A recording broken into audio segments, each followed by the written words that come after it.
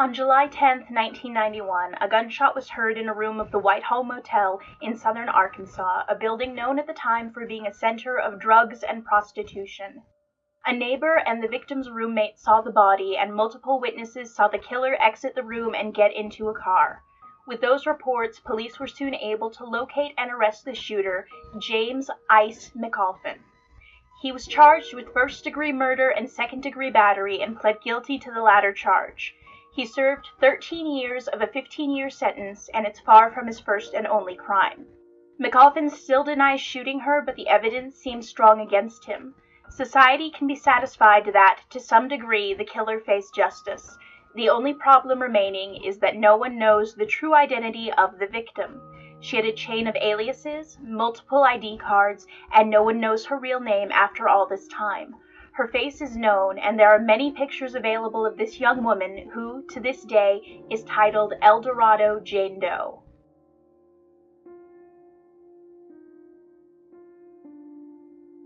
Mercedes, Cheryl Wick, Cheryl Kaufman, Shannon Wiley, Sharon Wiley, Kelly Carr.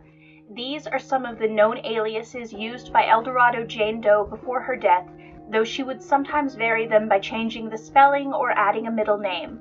She worked as an exotic dancer and perhaps a prostitute during those years. Her boyfriend and killer, and perhaps pimp, James McAuliffe, stated she used those aliases to protect her family from being embarrassed by her because what she was doing would harm them. He also claimed that she had been abducted from her family when she was younger, had 2 children she left in Fort Worth, and connected her to the 1974 disappearances of Mary Rachel Trelica, Lisa Renee Wilson, and Julianne Mosley from southern Fort Worth, which we will likely discuss in a future entry. He stated that he had once met Jane Doe's mother and sister, who he claimed lived in Florida. Authorities are skeptical of McAuliffe's claims. In an interview with the Huffington Post, Detective Cathy Phillips stated of McAuliffe, "I've known him since I've worked here, and he just doesn't have the truth in him." She may not have even divulged a lot of truths about herself to him. That much is likely. Jane Doe told many stories about herself to different people. She was in the witness protection program because of her father's involvement with the mafia. She was wanted for robbing banks along the East Coast, and that she had seen someone shoot and kill a truck driver and was on the run because of it. So anything Jane Doe told McAuliffe is of question. It's a question of an unreliable narrator allegedly telling an unreliable narrator things he reported to the police. As it is, McAuliffe has stated he'll only reveal what he knows about Jane Doe's real identity if he's paid $4,000. Since anything he would have to say is questionable at best, authorities have declined to do so. As I said, even if what he would report is actually what Jane Doe told him, it wouldn't necessarily be helpful in truly identifying her. In the same article from the Huffington Post, Todd Matthews, Director of Case Management and Communications for the National Missing and Unidentified Persons System, also known as NamUs, is quoted as saying, "Unfortunately, when the public feels like a John or Jane Doe is a criminal, they don't get the attention they deserve. It's harder for people to think of her as a victim. It's easier to feel sympathy for an unidentified child. It's easier to be invested in an innocent struck down for no or unknown reasons." Dorado Jane Doe had been an exotic dancer under the stage name Mercedes. She was known to the police for prostitution and writing bad checks. She had committed identity fraud. But she is still an unidentified person who was murdered senselessly, apparently as the result of an argument, though McAuliffe insists the gunshot was self-inflicted. Jane Doe had an Arkansas ID card and Social Security card in her personal belongings for Cheryl Ann Wick. Using this information, authorities were able to track down the parents of Cheryl Wick in Minneapolis, Minnesota, and inform them of her murder. Except Cheryl Ann Wick was alive and well in the same city. Ms. Wick told the Huffington Post that her sister lived at home and called her up in tears because her parents had been told about her death, though many sources allege that Cheryl Wick herself was the one who answered the phone when police called.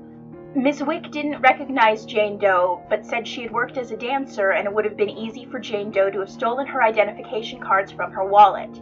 She said she hadn't even known they were missing until police called. Another clue found in Jane Doe's belongings was a Bible with names from the Stroud family, a family in Irving, Texas, believed to have been related to McAuliffe, though none of my sources have been able to completely confirm this. McCoffin's niece remembered Jane Doe as Auntie Cheryl, and she described her as sweet and kind-hearted but timid. Jane Doe didn't bother anyone. A member of Web Sleuths who met Jane Doe at a club in Fayetteville, Arkansas, also described her as sweet and timid, as well as scared to death of her boyfriend. Because the timeline for this was 1989 or 90, it could have been McCoffin or just someone similar. Jane Doe was connected to other pimps and may have had a trend in her choice of relationships. McCoffin's niece had the sense that Jane Doe was running from something, and also thought she might be a stripper because of her style of clothing, being tank tops and short cut-off shorts, and she always had money. Since the niece was a child, and given how the situation turned out, though, we can't ignore the possibility her memories were unconsciously altered. Jane Doe's known past would be obvious at this point, her stripping and her run-ins with the authorities for prostitution. This is a common psychological phenomenon known as hindsight bias. McCoffin had claimed that Jane Doe had left 2 children behind in Fort Worth, and she did tell a volunteer at a Salvation Army where she once resided in El Dorado something similar, according to investigators. Detective Phillips learned that Jane Doe claimed to have once lived at an address corresponding to the Dallas Life Homeless Shelter, where a child was taken away from her by social services. Since Jane Doe was using another name, she was unable to get her child back.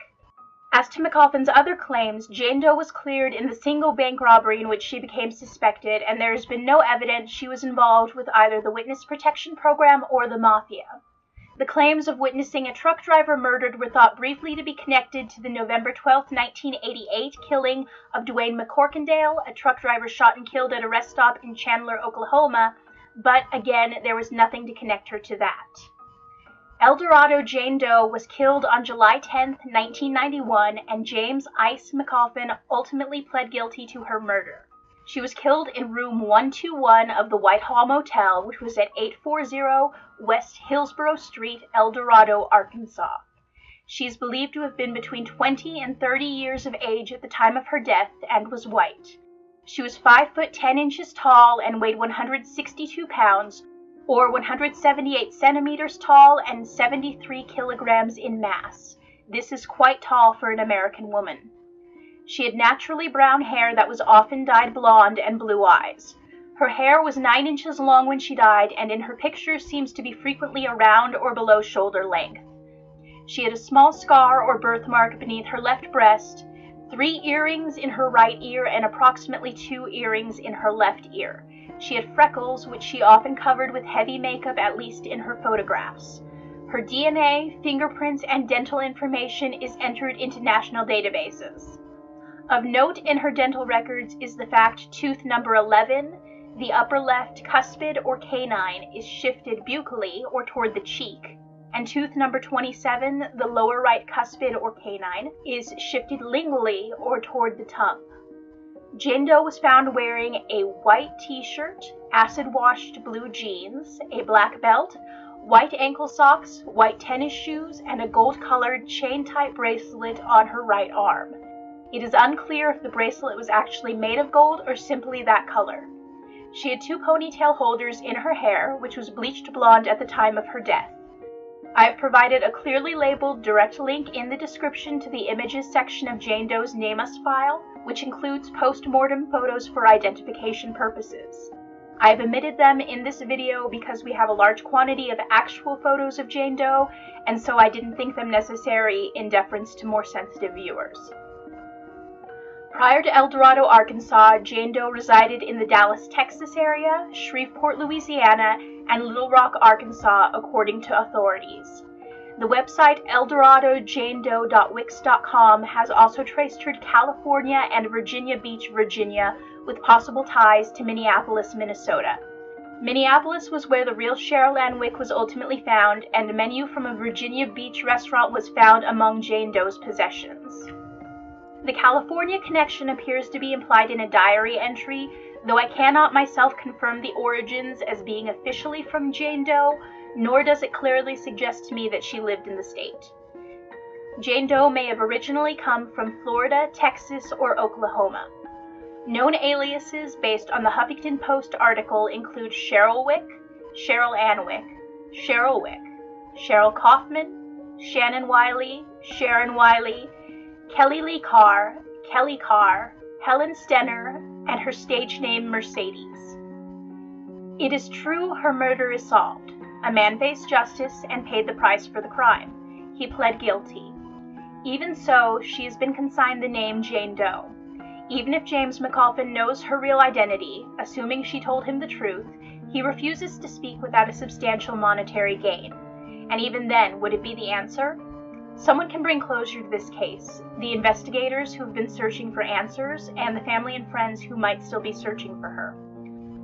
Whether you believe what she was doing or may have been doing was morally wrong or not, everyone involved deserves that closure. If you have any information to offer regarding Jane Doe's identity, even if it might be just another alias or another sighting, even if you think it's information they already have, please contact the El Dorado Police Department at 870-881-4800. Please bear in mind that these are real stories about real people and treat them with the respect they and their families deserve. To contact the authorities regarding this case, their information can be found in the description. Someone out there knows the truth. I only hope that someday they come forward.